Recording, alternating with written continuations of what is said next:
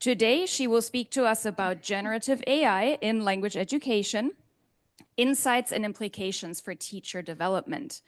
Please help me in welcoming Dr. Kostka. Thank you so much, Angelica, for the warm welcome. And thank you all for having me here at Cornell. I've had just the best day visiting your beautiful campus on this glorious day in the fall and hearing all about the work that you're doing with generative AI in language teaching. So I'm very excited to get started. We're going to get started with a poll. There we go. So you can either join at slido.com and put in the pin or use the QR code. But I would love to know how you'd answer this question. What does good professional development about AI look like? And the answers will come right up on the screen. So what's good AI for language teachers? Hands-on practice. Excellent. Trial and error. Okay. Very good. Learning how to think critically about AI tools, exploring and revising sample prompts from other instructors and language learners. No idea. Okay. I hope you'll have some ideas at the end of my talk. Interaction, curiosity, give tips about what works. Curiosity. Okay. Excellent. Anything else you can think of? Think of any workshops you've attended or how you've been learning about GenAI over the past year or so. What has been effective for you? Optimizing instruction, not being intimidated. Okay. Learning from emerging research on GenAI and language learning. Yes. Experimenting. Critical approach with practical tips and a nod that we do not need it at all times. That's really important. Thank you for your contributions. These are great. Learning how to learn from students, how they're using it, trusting them. I'm excited because I will be covering that in today's talk. Interface between students and teachers using AI.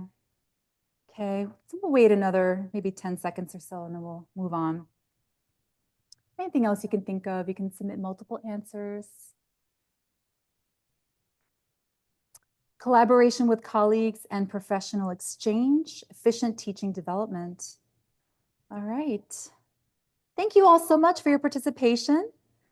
Today, I will be covering a lot of the topics that you just wrote about in the Slido. I'm going to start by talking about my research on faculty development, and then I'll talk specifically about how my research has informed my own classroom applications of generative AI and professional learning. So first, a little bit of background about me. I teach at Northeastern University. We have our main campus in Boston, Massachusetts, but we have campuses across the US, in some places in Canada, and also in London. And we're a very diverse, multicultural, multilingual campus. We have 20,000 students, international students from over 147 countries. So really excellent, diverse campus, good place to be. And on campus, I teach in the NU Immerse and Global Pathways programs. So these are English language programs in which international students have conditional admission to the university as long as they meet the graduation requirements, which is a GPA for their matriculation to matriculate to their destination programs. And at Northeastern, I'm both a professor and program lead. So I'm involved in teaching. I oversee courses. I've been doing research on generative AI and also provide thought leadership to the university, to the college, and also to our programs as my role as program lead. So we're going to talk about policy and guidance a little bit later. And I've been on this journey with GenAI since spring 2023. This was shortly after ChatGPT was released to the public. I started experimenting with it in my classes. I wanted to know if my students were using it, how they were using it, what they were using it for, what they thought about it. And that kind of snowballed into a lot of other projects and professional learning and research. So in the summer of 2023, I did co-develop some workshops at Northeastern for faculty in which we were all in the same boat, trying to understand the impact of GenAI. In the fall 2023 semester, I collaborated with my colleagues to do a research study in which we implemented focus activities in our classes and captured students' perspectives of these activities in which we use ChatGPT. And then this past spring, I've been focusing more on faculty. And I'm going to talk today about the study that I conducted this past spring, and I'll continue this research in the spring 2025 semester, and I hope to expand my research to look at faculty across disciplines and outside of language education. And my rationale for focusing on faculty was that there's just kind of not a lot of scholarship. We know that the kind of buckets of scholarship on faculty development include looking at their attitudes towards GenAI, how they're overcoming challenges and concerns. And not surprisingly, academic integrity is one of the top concerns. Developing guidance, and there's been some scholarship on teaching tips and guidance, but really not a lot about how these policies work, how language teachers integrate GenAI into their classrooms, and how we can build language educators' AI literacy skills. And my rationale really for conducting this work and focusing on faculty is simple, that I think if we can teach the teacher, then they can in turn help students use these tools to support their language learning. So I like this quote here: teachers play a pivotal role in shaping students' learning experiences, especially in the age of AI. Therefore, it is imperative to understand teachers' perspectives regarding the use of generative AI like ChatGPT and its potential impact on the educational process. So a major question for us has been, my colleagues and I, is how is this impacting teaching and learning, language learning? So I see these areas as all intertwined. That's why I'm hoping to cover all of them today and kind of weave them into a narrative to see how they all interrelate. That by conducting research, it helps, my research findings help inform my own classroom teaching. My experimenting and learning helps me understand classroom teaching and how I can use GenAI in my own classes. And that helps me, research helps me experiment, continue to experiment. So all of these are interrelated. So I'm going to start by talking about my spring research. I conducted a study with a colleague of mine, and we were interested in these basic questions. How do instructors integrate GenAI into teaching? What are their attitudes towards GenAI? And how do those attitudes influence their perceptions of teaching and learning? We collected data between January and May in 2024 at 2 universities in Boston and 2 English language programs. So our data included first an intake survey. This was basic demographic information, how long they've been teaching, what they teach, but also we wanted to know their levels of experience with generative AI, how they were using it, what they hoped to gain from the study, and how confident they felt in using GenAI. Then we conducted classroom visits with each instructor and took extensive field notes on what we were seeing in the classroom. And we also, after that class visit, did a debrief interview with the instructors to get their sense of how the class went, what their goals were, whether or not they thought their use of GenAI was effective or not. And then we held a focus group interview at the very end of the study. So our participants included 7 instructors, 5 English language faculty, and 2 content instructors. So at Northeastern, in these pathways programs, students take both English language classes and content classes. The content classes transfer for credit upon matriculation. So these classes include sociology, philosophy, calculus, macroeconomics, public speaking. So we had 2 content instructors, and they all had at least 6 years of experience. Most of the instructors, 6 out of 7, had at least 11 years teaching experience in higher education. And we conducted this study using a narrative inquiry method. And this is really the idea that meaning is constructed through the telling and retelling of stories. And we chose narrative inquiry because we wanted to understand participants' experiences in this particular time and place. So there, as GenAI has been impacting language teaching, impacting higher ed, we wanted to capture their experiences in this unique moment. So narrative inquiry for us was both the phenomenon and the method under study.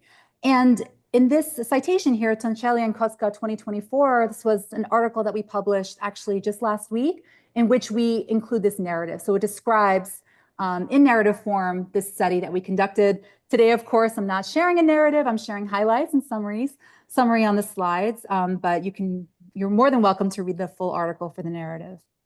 And our study was guided by experiential learning theory, the idea that learning by doing occurs in the cyclical process. So to answer the first research question, how did faculty integrate AI into teaching? It's mostly what we call the back-end integration. So this is a book that I co-authored with 2 other colleagues, And we call backend integration to refer to the ways in which faculty, instructors use GenAI to help with the sort of invisible elements, so planning for class, for example. And that's mostly what our participants use GenAI for, to support teaching in terms of materials development, getting ideas for in-class activities, to automate tasks such as communications, and to enhance their own learning about GenAI. So what's interesting is that they saw participating in our study as an opportunity to upskill themselves and to learn more about GenAI. And some of them even said they were encouraged because the participating in the study really sort of made them want to learn more about GenAI because they needed to. So here are some key themes that came up in the data. I'm going to describe each of them one by one and share some excerpts of the data. I can't share all the data given the time, but I'd like to share some experts so you can get an idea of what faculty were saying. First, they had mixed views of GenAI, and this aligns with what I've been just seeing anecdotally by talking to faculty at Northeastern, at other institutions, even today, talking to faculty and talking to faculty outside the US as well, that they have mixed views about GenAI overall, right? There are some positive views, like there's potential to enhance teaching and learning. It can save time in preparing for class, and it allows them to update and create materials. So they all recognize that, for instance, these are the benefits, and that saving time was a huge benefit of GenAI. But then there were also negative feelings, the feelings of guilt for using it, feeling behind, that it was hard to catch up, that students were way ahead of faculty, and the frustration with change, that this is something else that they needed to learn and figure out. So I'm going to share some excerpts now of the data. Oscar said, what I really like about this technology is it allows me to slow down my lecturing, and it allows students to become actively research-centered in the class. So Oscar was a faculty member who taught a project management course for students, had mostly multilingual students in the class. And this quote was so compelling that this is actually the title of the article that I just referenced that we published last week, A Love-Hate Relationship with AI. I definitely have a love-hate relationship with this whole thing with AI in general, and I almost think it's more hate right now than love. Other mixed views, and then Annie continued to say, it's something that I need to get over because I really believe this is an incredible tool that can save us a lot of time and a lot of frustration, and we can learn to integrate our creativity to it. Rose said, I was kind of shocked and horrified with what AI could come up with. And then it was just, this is going to be problematic. So my initial thoughts about AI were not so much, how can I use it, but how can I prevent my students from relying on this too much? So there were definitely concerns about students not engaging in the learning process, not thinking. That's the next theme that's coming up. Yvonne said, I also just sense that some professors are not engaging with it in the way that I would prefer either. I have certainly seen colleagues who were like, I hate AI. I don't want to think about it. So they haven't changed anything about their class, and that worries me. That's problematic. And I'm thinking they're not reinforcing, because if we have the same students, they're not reinforcing what I'm doing. So this concern is really about the consistency in what students are being told about how they can or cannot use GenAI across courses within the same program. The second major theme was concerns about critical thinking. Charlie said, if we're teaching international students and they don't have the basics of writing a paragraph or an essay, then I don't think it's right for them to use AI, because yeah, they might get a good essay out of the AI that one time, but they still don't know how to write an essay themselves. A third major theme was this idea of chasing a moving target. If the workplace benefits from increased knowledge of AI skills, it's our responsibility to prepare students for that. So in these pathways programs, students are preparing for academic study at the university, but then they're also preparing for the workforce. So the question of what kind of future are we preparing our students for, and what skills would they need? That was very much on the minds of our participants. Rose said, how AI changes the workplace is going to determine how AI changes the university, which in turn is going to determine how AI changes university preparation programs like ours. And then the fourth major theme, which some of you wrote about in the Slido at the beginning, was learning by doing, the value of learning by doing. It's really nice to get together like this and exchange ideas. And I think that that's the most useful strategy for me, is just to see what other people are doing and candidly exchange ideas for implementation. So Yvonne noted that even by participating in the study, she found it valuable to even do the focus group interview. with other instructors and hear about what they were doing in their classes. Let's keep that in mind. Sadie said, I'm just interested to learn what other teachers are doing because we're in the same boat and sometimes I feel like I don't know anything. So what does all of this mean? I think what's really important in this moment of change is to manage change thoughtfully and make sure that we're addressing all the mixed emotions that faculty have. Change involves moving from the known to the unknown, which can cause resistance, anxiety, and what Konka et al. Call techno-stress, which is the stress and anxiety that comes with having to learn a new technology or a new platform. So this means that I think we need to be mindful about how we can address change proactively, create positive expectations for change, readiness for change, and a vision of what implementing the change might look like. Provide empathy, support, and clear communication, and involve everyone in planning and implementation of change. So what might this change look like? It could be that there is a new policy in a program about using generative AI, or instructors are encouraged to use GenAI in their classes, or whatever it might be, that there is change.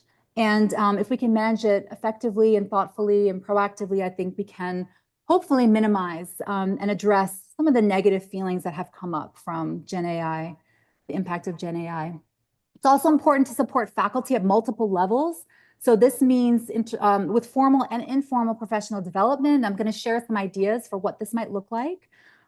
Support faculty at the course level, the program level, and also at the institutional level. They need guidance in what to do in their own specific classes.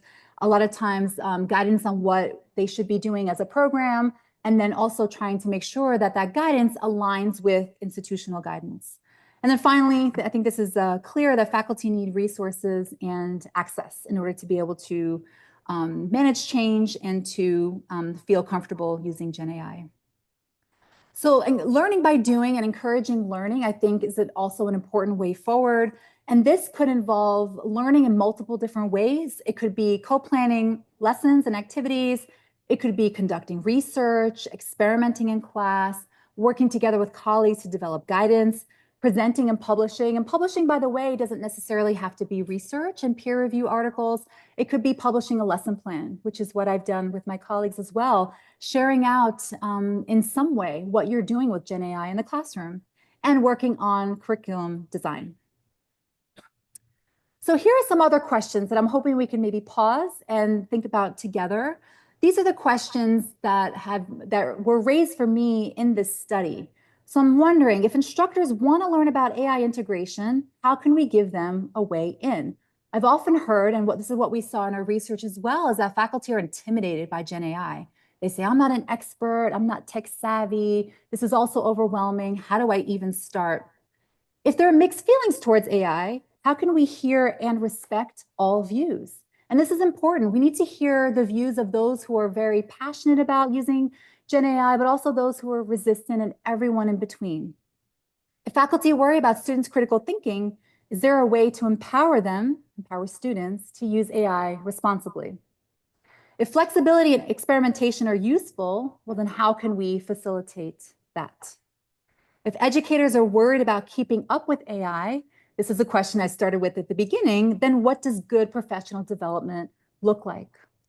If faculty want to prepare students for AI use, this is my guiding question, how can we teach the teacher? So maybe we'll take a minute or two. I'd love to hear any ideas that you have before I share some ideas for these. Would anyone like to address any of these questions? So teachers can learn online how to use AI, like in a website, you said? Maybe some kind of training program. Yeah, a lot of them exist. You can earn micro-credentials. You can engage in free courses. I know one program that I use, Magic School, offers free training on their website for how to use Magic School. Yeah, I think that's a great suggestion. Any other suggestions? Any other ideas for any of these questions? Yeah, so I can summarize for everyone in case you didn't hear that. So make sure I captured your idea correctly, that faculty can get together and talk about what GenAI tools are, how these large language models work, what they can and cannot do. So develop a foundational understanding, right? Is a way in which we can address the mixed feelings. Yes. And we have one comment on Zoom. One way in is to show instructors how it can benefit them personally first before expecting them to use with students in their courses.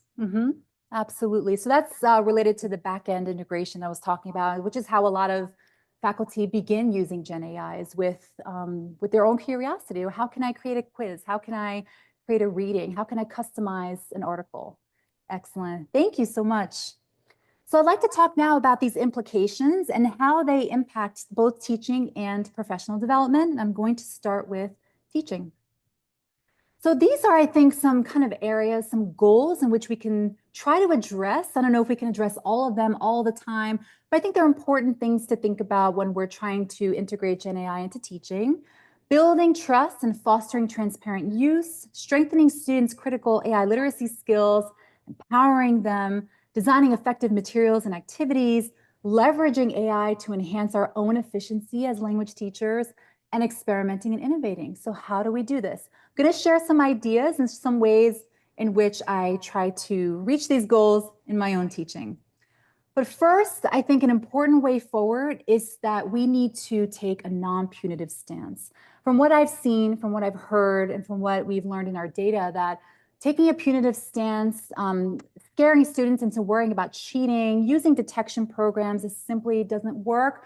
We know those detection programs tend to be biased towards second language writers, and they're generally not advised by GenAI community, by scholars.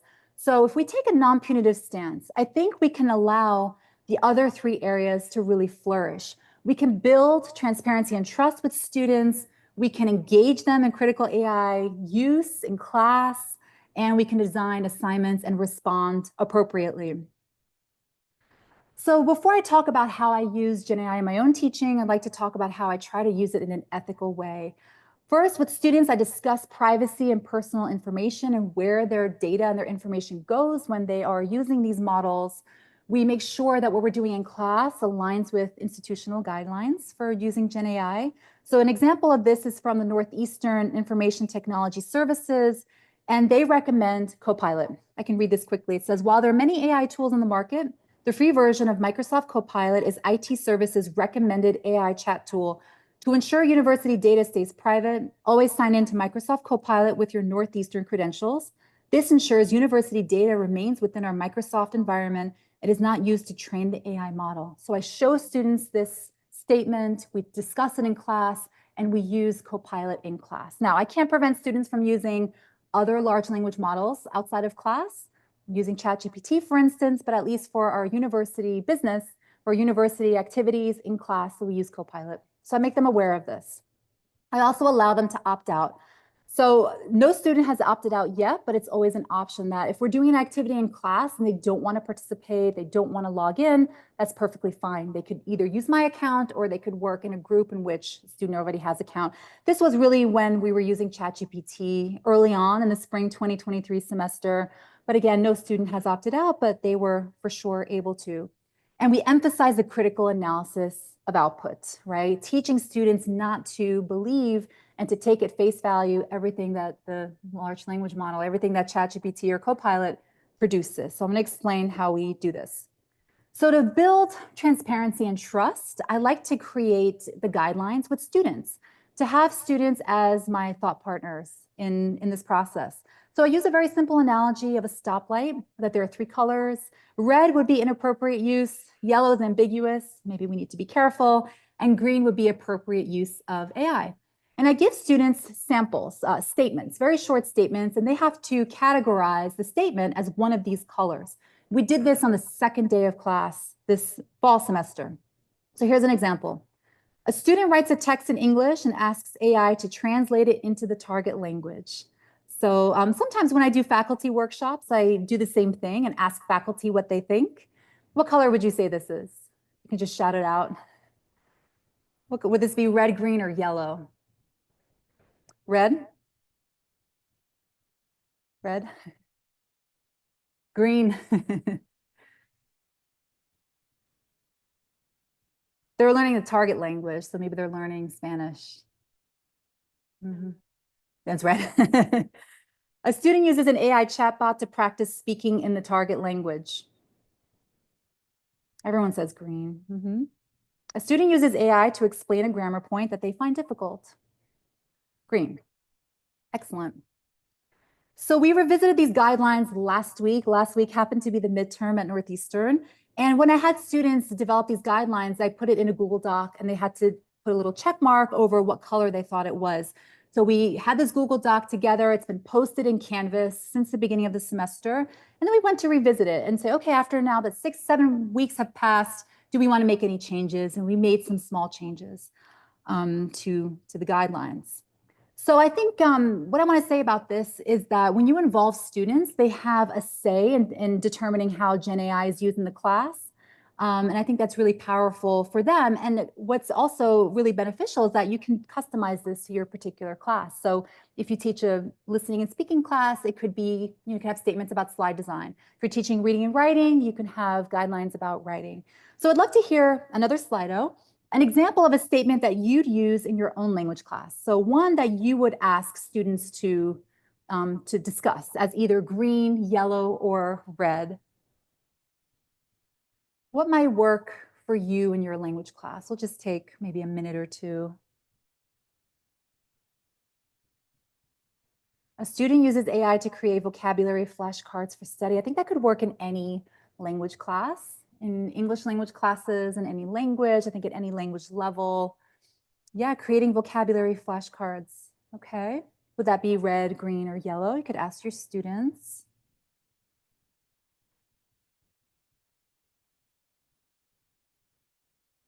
Student asks AI to find all grammar mistakes and provide the correct version. That's a great statement. Using generative AI to revise a text, using AI to find a synonym for a word in the target language to add variety to a writing assignment. Right. Excellent. Have students disclose if they use GenAI and for what? Paraphrase a quote from a source and then put the AI generated paraphrase into your paper. Yeah, really great. A lot of these seem to be about writing. A student uses an auto change function on their writing assignment. Use AI to identify or expand on cultural content. Wonderful. Student can use AI to create notes. Exactly. Student uses AI to summarize reading content from the target language. This is one that I actually had on my chart as well. I don't know if it showed on the screenshot. It might have been on page 2. And we discussed the fact that it might depend on what the goal of the course is, right? If the goal is to learn if they're an English language course and the goal is to read in English, then maybe this might not be the best way. But if they're matriculated into their graduate program and the goal is to understand the content, then maybe the translation can help them get there. So yeah, excellent. Using AI to quiz themselves on vocabulary would be green. Yes, thank you. So despite our best efforts, we might still have students who are using AI inappropriately for whatever the reason may be. So this is something that my colleagues and I have been experimenting with the homework rubric, right? So it's hard, like I said before, these detection programs don't work and we really don't know whether students are using AI for sure. So one way we found is to softly address the notion of AI voice compared to what a student's unique voice would be. So for a full credit, and this is one part of the rubric, the assignment appears to be produced in the student's unique voice and style. Any AI generated content is appropriately referenced in APA style. So we're not saying that students can't use it, but if they use it, they should say how, right? Half credit would be including if the homework is incomplete or sloppy or submitted late. AI generated content is not properly cited. Possible AI usage masks the student's unique voice. Let's talk about this. So if you put this in a rubric, you'd be inviting the student to come talk to you about their process.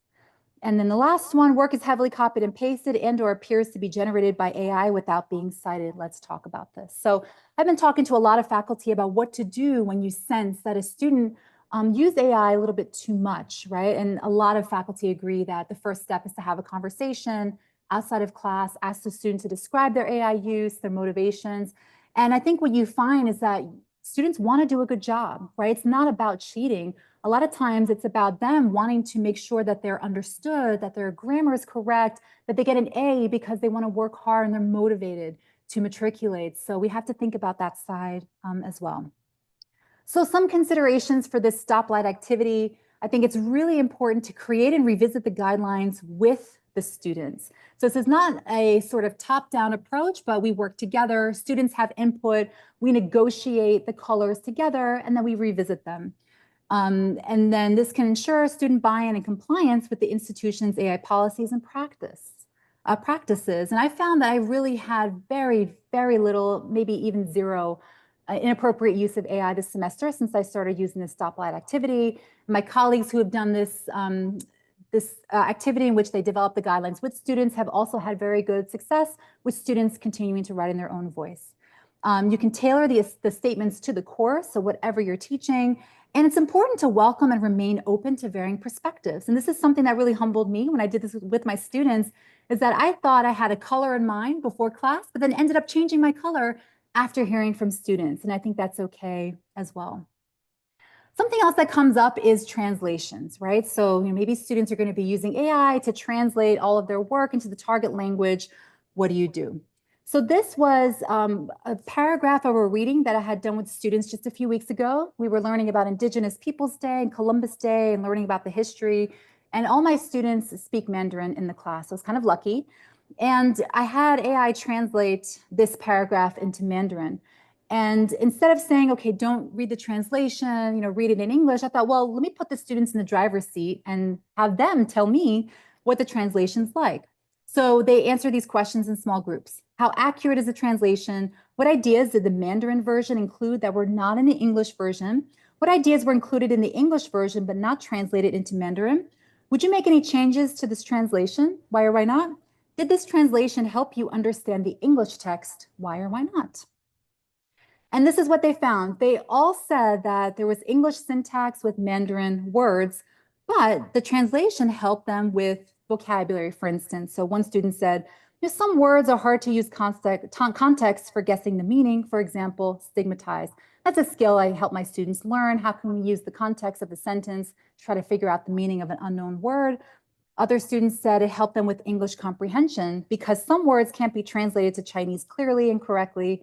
We have to focus on the English definition. So it's just an example of how I'm bringing translation, AI translation into the class and engaging students in that linguistic analysis.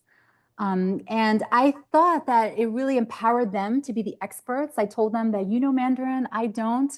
I wanted to increase their metalinguistic awareness. I wanted to engage them in the reading and discussions about language and content. I think it also helped to validate their home languages and their multilingualism, to see that it's an asset that they know more than one language. And I also, at the same time, wanted to model productive uses of AI for learning purposes. So another way in which I use AI is to level text. So this is more of how this helps at the teacher level. It helps us plan for class. Years ago, I taught German here in the United States, and I always wanted to use authentic materials, but found a hard time finding materials that were at students' level. So this is an article from Deutsche Welle. And one way you can use AI is to level the text to make it more accessible. So here is the same text. I just picked a paragraph from this article. Maybe the sentence in red, I think, might be a little bit awkward, a little bit komisch in German, but the rest of it we can use. So we always have to look at whatever output we get, but that level text can give students the access to the current events, to the article, but in a way that's a little bit easier to understand. Similarly, you could have the same text and have an English translation. And I'm going to show you an example of Italian in which students are kind of doing the same activity in which they're analyzing both the translation and the target language text. I think the English translation was very good, except for the red. I might rephrase that slightly, but pretty good. And here's an example from Italian. This is one that my colleague Rachel Sancelli uses. I don't speak Italian, but I like it because I can figure it out as a non-Italian speaker, figure out some things. So for instance, colli, right? The word for hills. You can see 7 hills of Rome. When you compare it to the English, you can say hill is C-O-L-L-E, right? And then colli would be the plural. You can look for parts of words like adverbs. So geographically, okay, I can see that looks like mente. I look at traditionally, L-Y, mente. Okay, that's how we would form an adverb in Italian. You can look at words that are very similar idiomatic expressions like play a very important role is pretty much the same in Italian. But you could also look at false friends, right? So Attualmente in Italian doesn't mean actually, it means at this time. So currently, so students can see, okay, actually is not actually in Italian, that it's actually, it means currently in English. So it means at this time. So you can look at false friends. So lots of ways to bring translations into the classroom and have students really look critically and think deeply about the translations and why they may or may not be accurate. And by the way, my colleague did this in Italian 1, in very beginner Italian classes. So you're showing students that they can start to figure out the target language readings if you just give them a little guidance in how to do that. So another example of helping teachers integrate AI, you can create customized role plays. If you have the same students, as an example from French, you have the same students by week 8, week 9, they already know each other. So how can you engage them in role plays, practice target language vocabulary, but also kind of spice it up and make it a little bit more fun? So you can create these personas. If the topic is hobbies, you can create personas and have students be these people and engage in role plays. They can interview each other. I mean, so many ways to use the target language to develop fluency, develop accuracy in speaking. Just an example of how you can kind of get creative with this and save a lot of time. Because if you were to create these on your own, it might take a lot longer. So yeah, you can customize role plays and you can create customized images to do so many different kinds of tasks. So for this one, if students are learning French, you could have them, for instance, practice prepositional phrases under the umbrella in the cafe, at the table, next to the Eiffel Tower, in which they are looking at a Parisian street scene. But you'll notice that some of the faces are still a little weird. This is Dali. This will change. I think this will get a lot better, but you get the idea. You can also have fun. You're probably wondering what this is.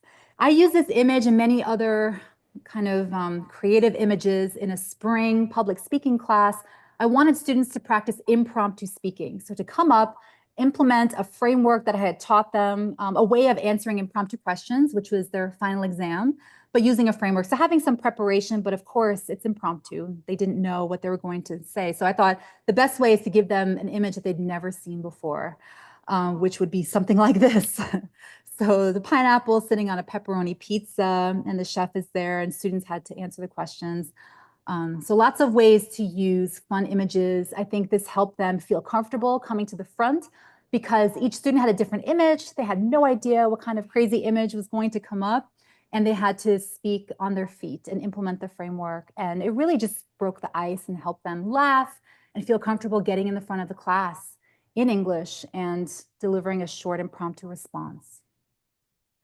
So here is, I think, the key. Raising awareness of these tools in class and about their pros and cons offer a more sustainable way forward than either banning these tools or making them central to entire curriculums. And I really believe that this is what's going to help us as language educators. Instead of pretending that it's the elephant in the room, not talking about it, banning it, scaring students with policies and punishment, that the way forward is to bring it into class, put them in the driver's seat and explore and experiment with students together. And I've had great success with this. The instructors that we observed in our study also had great success with this. And, I hear a lot of faculty say, well, what if the AI, the output is incorrect, or what if it's biased, or what if it's an hallucination? I say, well, that's exactly why we should be talking about it with students, because that's what we need to show them. So if you get that, it's even better, because in a way, it's a teachable moment. To have a discussion. Okay, so let's pause. I promise more Slidos. What's one idea that you'd like to try in class and why? Any of the activities I showed, it could be using images, but maybe you've thought of a different way to use these images. Anything that comes to mind, I'd love to hear from you. What's something you'd like to try? You don't have to write a lot, but what comes to mind? Weird images for our students to describe. Generated images. You can do so much with images. You can focus on vocabulary. You could focus on past tense. You can have students create stories. You can have them finish a story, start a story, and then finish it based on the image. You can practice pronunciation. So many things that you can do, but the key and what the benefit is that those images are customized to whatever you're talking about. So if you're talking about food, if you're talking about hobbies, if you're talking about life in Paris or whatever it is, you can customize it. Yeah, create songs with AI, something I haven't tried yet, but I would like to. Use AI to create personas or scenarios for role play practice. Absolutely. Give them a different scenario to try on, a different persona to try on that they can practice. Yeah. I actually had my students with that image with the pineapple. I was teaching them the IPA for consonants. So we were working on consonant sounds, and I had them just generate a list of all the words that they saw in that picture. So it was pepperoni, pizza, chef, garlic, table, knife. Write down the words and try to identify the consonants and check to see in the dictionary if the consonant sounds that they identified were correct using the IPA. So lots of things you can do. You can reuse the images for many different purposes. Yeah. Raise awareness that these images still tend to depict people in a specific way. Absolutely, that's going to come up. And I think what I've been talking to faculty today about is that we have to be a little bit vulnerable and a little courageous, because when you use GenAI in class in real time, you don't know what you're gonna get. So you have to be a little okay with that in order to do these kinds of activities. But I think that's just the nature of the beast. And students see that you're learning alongside them, because we're all really in the same boat with AI.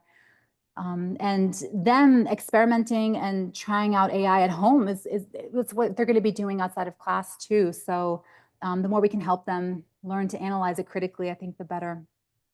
Okay, great. Thank you for your input here on the Slido. I'd like to shift gears now and talk about how the implications of our study can inform professional development. The power of one. Start small. So this is the question of what's a way in, right? Especially if you're not an expert, especially if you have mixed feelings, if you're unsure. My way in January 2023 was to just start with one activity in class with my students. So I'd always taught them about email etiquette, how to write appropriate emails at the university in English. And I had them just generate an email using ChatGPT, and then we analyze it together. It was one activity, and you can see since then and now that it's snowballed into lots of different projects and research and talking to other faculty and writing about it and presenting on it. So again, one activity is very powerful. It's really all you need. Now, I was at a conference last Friday, the New England Faculty Development Consortium, and I gave a talk about this research. And someone in the audience said, okay, well, that sounds great, but you're an expert, although I don't feel like it sometimes, a lot of times, because of how fast AI is developing. They said, well, you have expertise in this. You've been doing this for a long time. How could I? No one in my department has expertise or really much experience with Gen AI. How could I lead this? How could I lead professional development opportunities about AI if I'm not an expert, or if no one in my department is an expert? And my answer, and I've been thinking about this since Friday, I think my answer is the same, is that you don't necessarily need to be a Gen AI expert in order to have a discussion.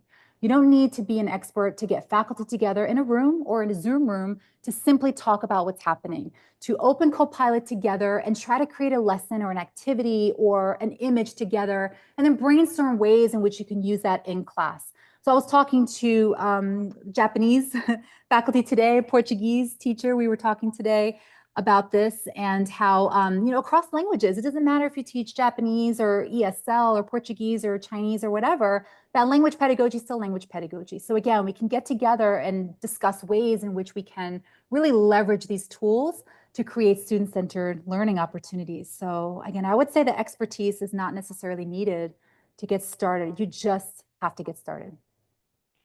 Learn and stay curious. And this involves so many different things. I mentioned some of these before. Co-planning activities is something that I still do with my colleagues. I'll say, okay, like with the translation activity about Indigenous Peoples Day, I said, I shared it with my colleague and I said, these are the questions I want to ask my students.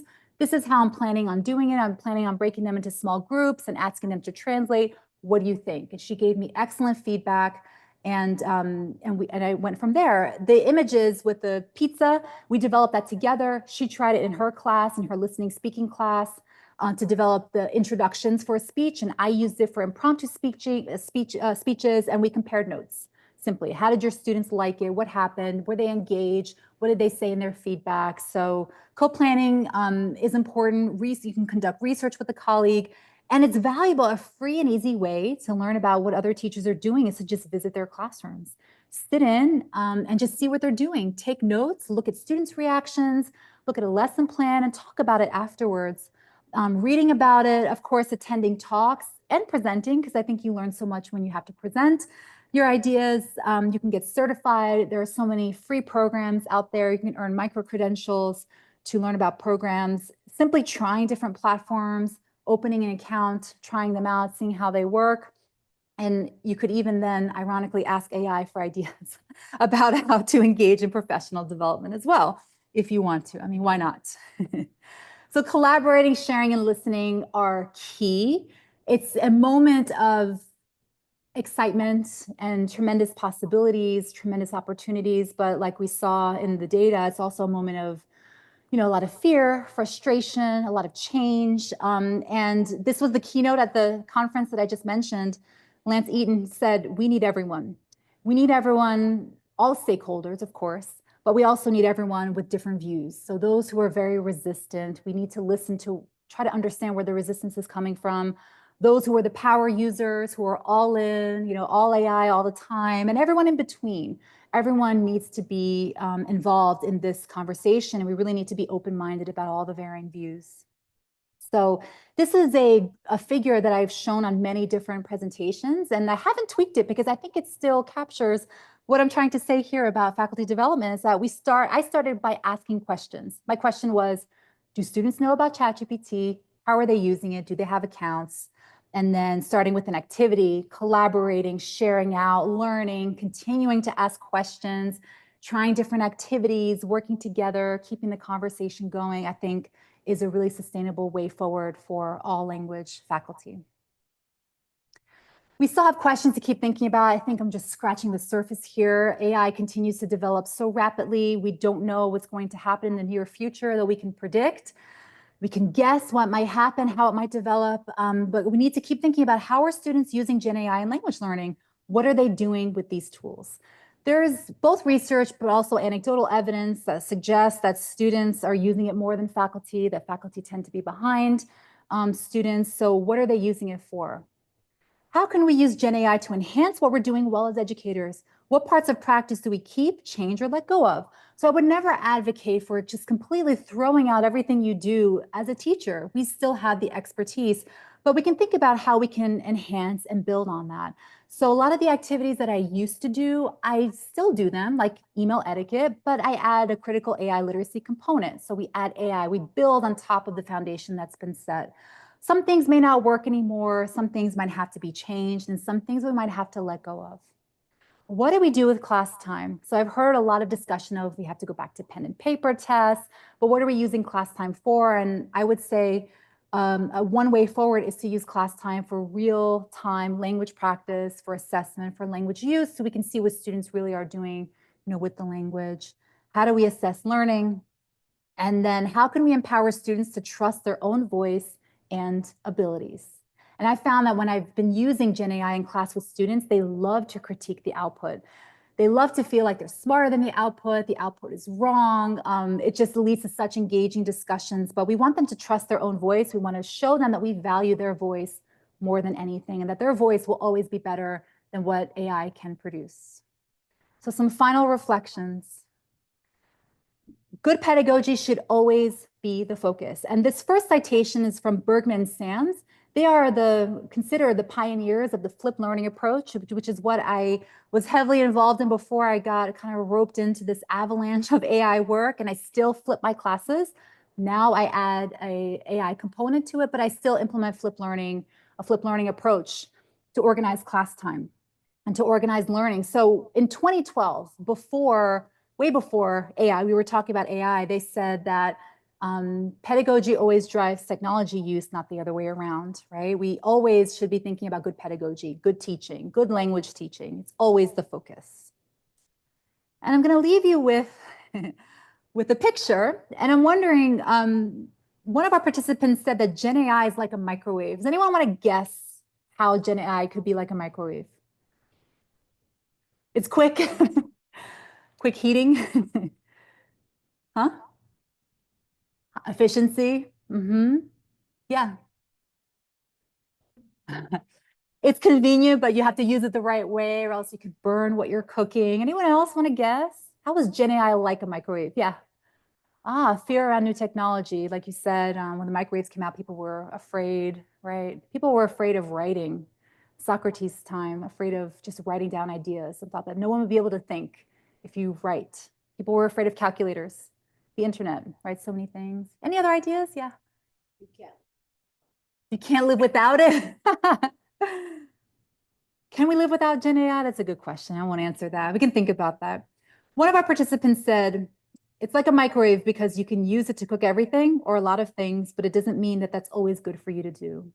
So the question is, would you cook a Thanksgiving turkey in the microwave? No. Would you heat up your lunch in the microwave? Yes, right? So it's good for some things, but not good for others. So I think we need to be careful about what we're using GenAI for. And I'm not advocating for using GenAI for everything, everywhere, all the time. It's really good for certain tasks, but then we can still use the practices that we're using before. If you come visit my classroom, sometimes you'll see students writing at the board with markers. You'll see them using Google Docs, using Kahoot, lots of different kinds of tools. GenAI is one of them. So it's, again, good for some things, but other things maybe we don't need to use it for. So thank you very much. We'll have some time for questions. So thank you all.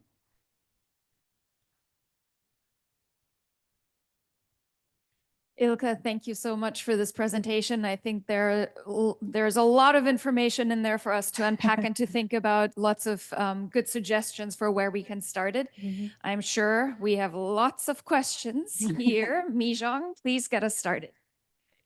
Thank you very much for your thought-provoking presentation about using GenAI. Thank I you. had a very good sense of how to use it, implement it in my class as well, especially for speaking, listening, reading.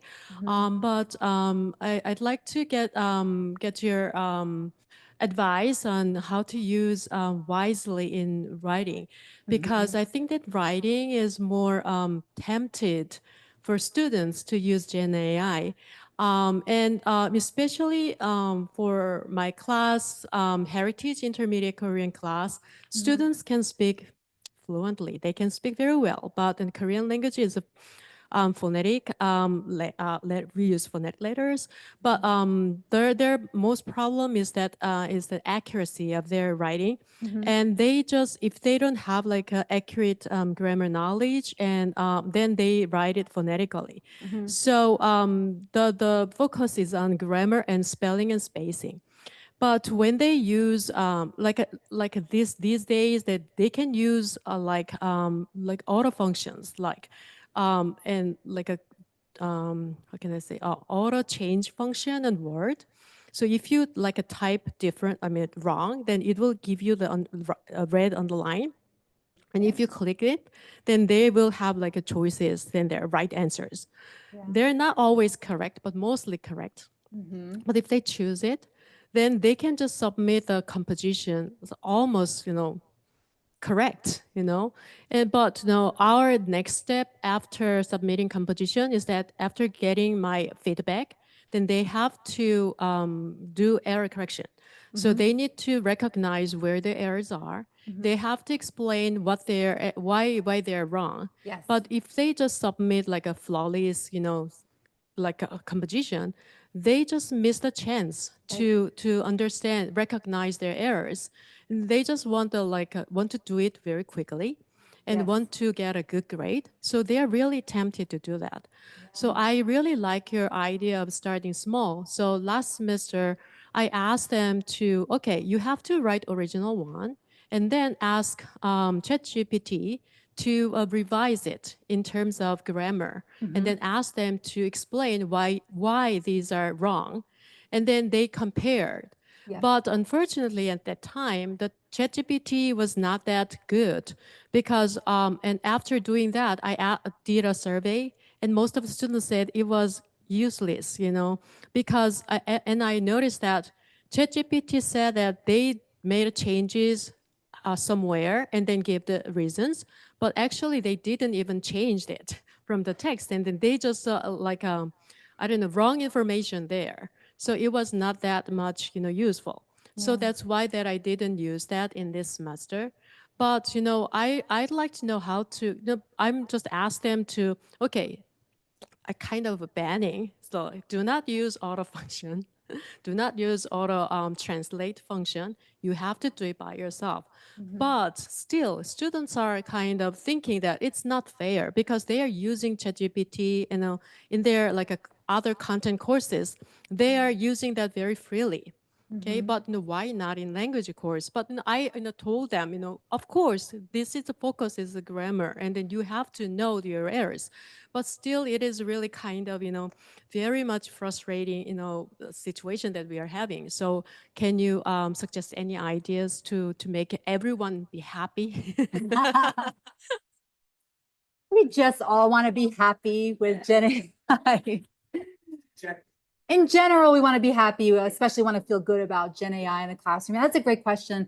My doctoral research was on, I was telling many colleagues here today that my doctoral research was on plagiarism and source use. And a lot of that feels like deja vu in terms of supporting students where we're taking a non-punitive stance and encouraging them to use their voice. So breaking up writing assignments into small little pieces, having individual writing conferences, encouraging reflection on their writing and explaining why something might be inaccurate, I think is a great way forward.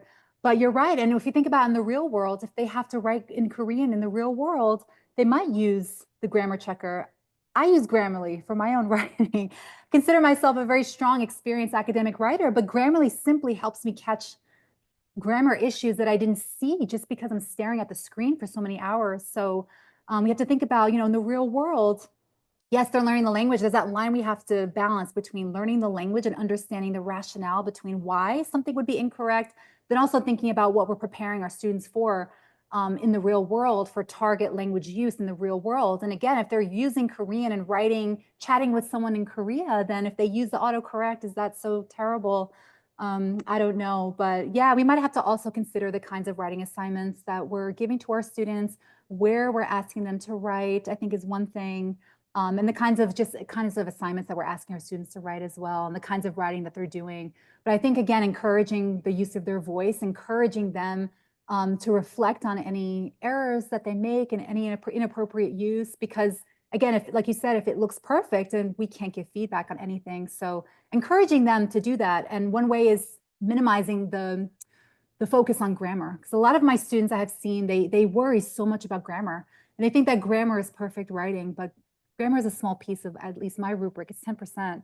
Everything is content, organization, idea development, supporting ideas, using sources, all those things. So I hope those tips are helpful. But yeah, it's something that I think a lot of us are wondering is what do we do about writing? And I was talking to teachers in Pakistan virtually, and they said, what about plagiarism? And I said, I think the notion of plagiarism is just going to change. Who owns what text? How much of support is acceptable, like with tools like Grammarly or translation tools? That line is really fine. I think we're still figuring it out. We do have a question here on Zoom. Are you able to share any examples from Professor Oskar's class on how using AI slowed down the class? Very specific question. Yes, I can share. Thank you for that question. I see you're in Michigan. Hello. Yeah, great question. So Oscar was a faculty member in the project management program. So students, he was the only non-pathways program professor in our study, but he had multilingual students in his class. And he used AI he used to lecture, but now he's using AI to develop activities and ideas for activities in class. So he spent the first 10 minutes of the class that I observed lecturing, and the rest of it was students engaging in hands-on learning. But the idea, I think it was a case that they had to work on in project management. He got that idea from AI. So he encouraged students, they had to work with Legos and kind of figure out the timing of how to build a project. There are different project management terms that I can't remember off the top of my head, but essentially he had them working at the whiteboards. They were using Excel, they were using AI, they were physically using Legos to build this project and calculate the time it would take and what would happen if the project gets off course. So that's one way where he used AI to develop an activity in class in which he could engage students in a real world project activity, but not lecture.